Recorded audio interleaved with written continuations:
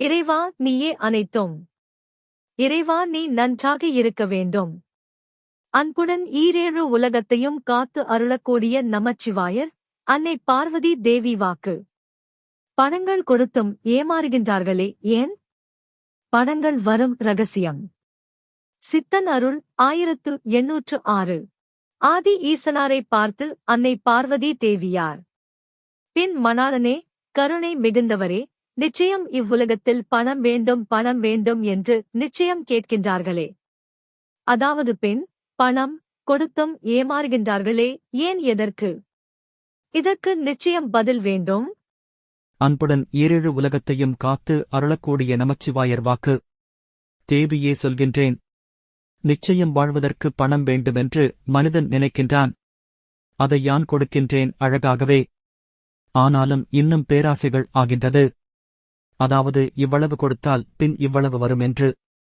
ஆனால் அப்பேராசைகள் மூலம், அதாவது ஆசைகளில் கூட, அதாவது இதுவே இறைவன் கொடுத்திருக்கின்றான் என்று நினைத்துவிட்டாலே இன்னும் பணங்கள் வரும்.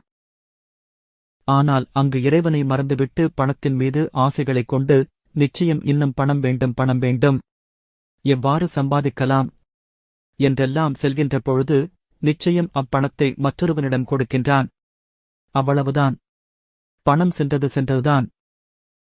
வணக்கம் அடியவர்களே, இந்த வாக்கின் விளக்கம் இங்கு காண்போம். நிச்சயம் வாழ்வதற்கு பணம் வேண்டும் என்று நாம் நினைக்கும் பொழுது, வேண்டிய பணங்களை அன்புடன் ஆதி ஈசனார் நமக்கு கொடுக்கின்றார் அழகாகவே.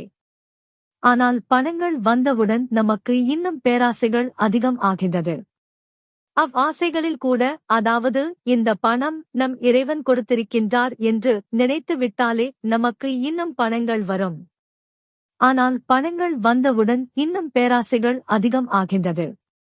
அங்கு இறைவனை மறந்துவிட்டு பணத்தின் மீது ஆசைகளைக் கொண்டு நிச்சயம் இன்னும் பணம் வேண்டும், இன்னும் பணம் வேண்டும், எவ்வாறு சம்பாதிக்கலாம் என்றெல்லாம் நாம் செல்கின்ற பொழுது நிச்சயம் பணத்தை மற்றொருவனிடம் நாம் கொடுத்து ஏமாறுகின்றோம். அதாவது தவறான வழியில் சென்று நமது பணத்தை இழந்து ஏமாறுகின்றோம். அவ்வளவுதான். நம்மிடம் இருந்து பணம் சென்றது சென்றதுதான். எனவே அடியவர்கள், இனி பணம் வரும் பொழுது இறைவா இந்த பணம் உன் அருளால் எங்களுக்கு கிடைத்தது, நன்றி இறைவா என்று கூறி பின்னர் எப்பொழுதெல்லாம் பணம் நமக்கு வருகின்றதோ அந்த பணத்தில் இறைவனை நினைத்து நிச்சயம் புண்ணியங்கள், தான தர்மங்கள் உங்களால் இயன்ற அளவு செய்யுங்கள். எப்போதும் இறைவனுக்கு நன்றி கூறுங்கள். ஓம் அன்னை ஸ்ரீ லோபாமுத்ரா உடனுரை தந்தை அகத்திய மாமுனிவர் திருவடிகளில் சமர்ப்பணம். சர்வம் சிவார்ப்பணம்.